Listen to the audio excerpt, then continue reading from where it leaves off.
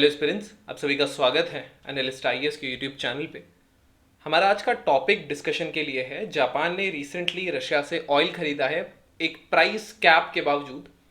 हम देखेंगे न्यूज़ में क्यों है, बैकग्राउंड क्या है इस इशू का, कहाँ से इसकी शुरुआत हुई थी, एंड ऐसा क्या है कि जापान को ऑयल खरीदना पड़ रहा है वो भी रशिया से सेंक्शंस के बावजूद। And in fact Japan is a member of the G7 countries, जिन कंट्रीज ने ये सेंक्शन लगाया था।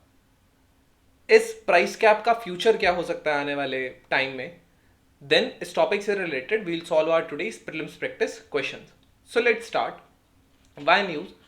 सो Japan has been purchasing oil from the Russia and that too it is above the $6.60 per barrel price which was imposed by the Western allies.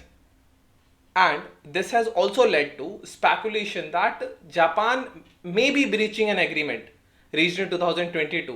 And the agreement was to basically cap the price of the Russian oil.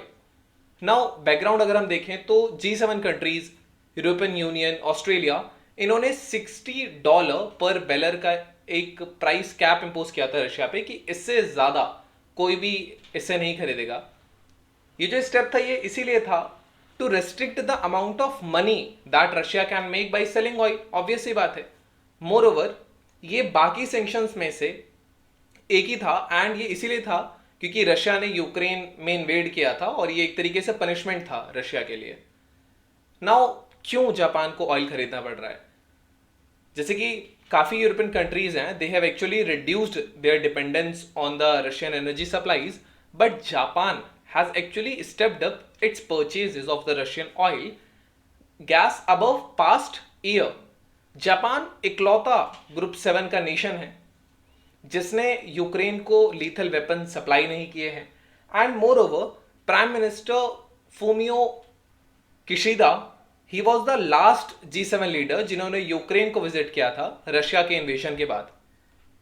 Japan got the US to agree to the exception as it needed it to ensure access to the Russian energy, क्योंकि इसने पहले US से agreement लिया ही होगा exception में।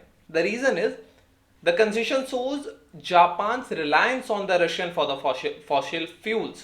Now, Japan has almost no fossil fuel of its own, क्योंकि tectonic plates पर है। मोरओवर यहाँ अपना खुद का इसका कोई फॉसिल फ्यूल नहीं है और ये इंपोर्टेड नेचुरल गैस और कोल पर ही रिलाई करता है इलेक्ट्रिसिटी के लिए।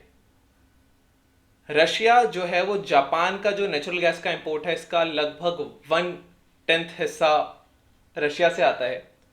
And Japan's oil import contributes very little to Russia's overall oil production.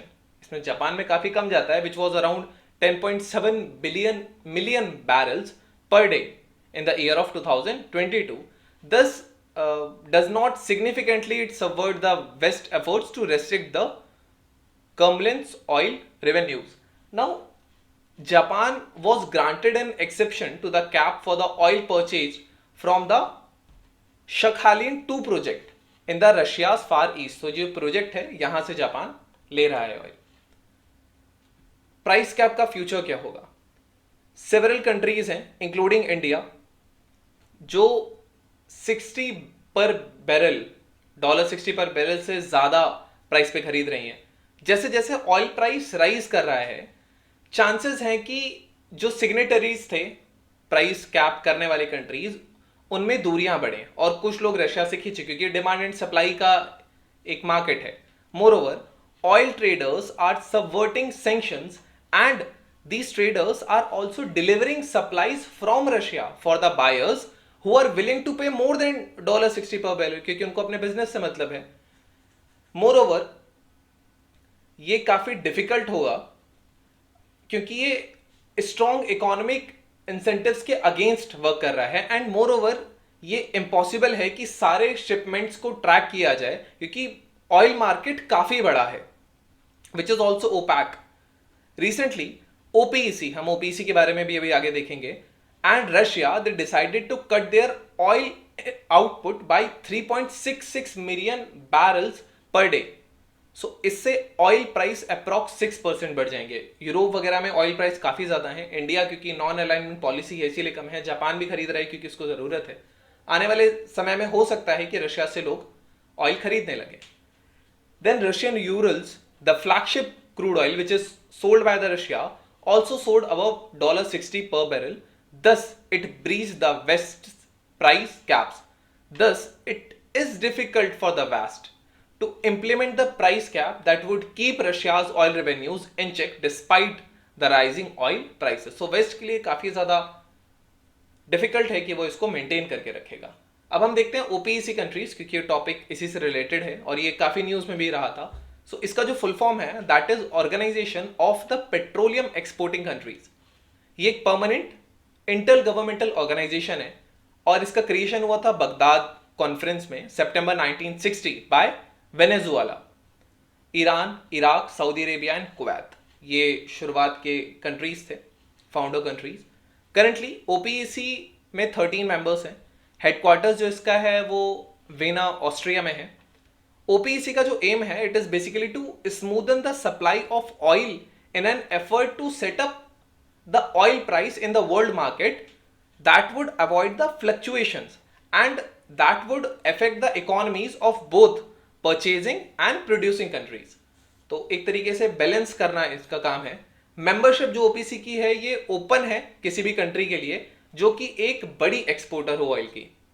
These are the countries like Ecuador, Venezuela, Equatorial Guinea, Gabon, Angola, Republic of Congo, Nigeria, Algeria, Libya, Kuwait, Iran, Iraq, Saudi Arabia, Qatar, UAE. So ये सारी countries हैं.